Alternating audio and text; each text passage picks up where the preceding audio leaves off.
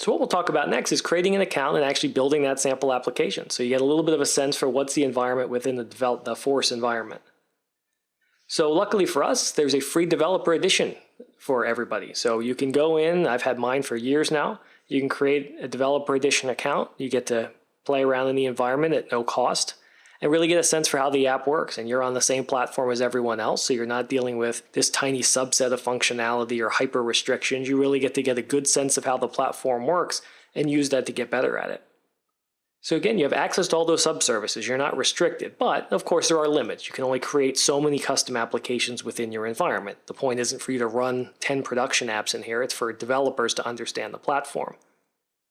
There's only so many files you can upload and attach, so again, your storage is somewhat restricted.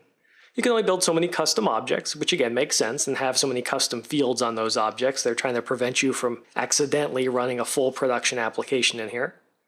You can only have so many additional users, so you can create yourself and a few others to try out some of the security and permissions and make sure that stuff works, being expected that you jump up to full accounts when you were building your app for real.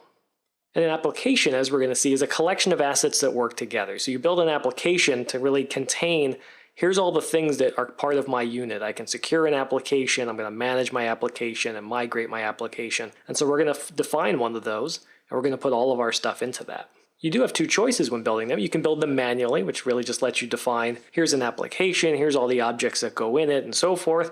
And now there's also a quick start wizard that just really fast jumps you through and says, what do you want to call your primary object in your application?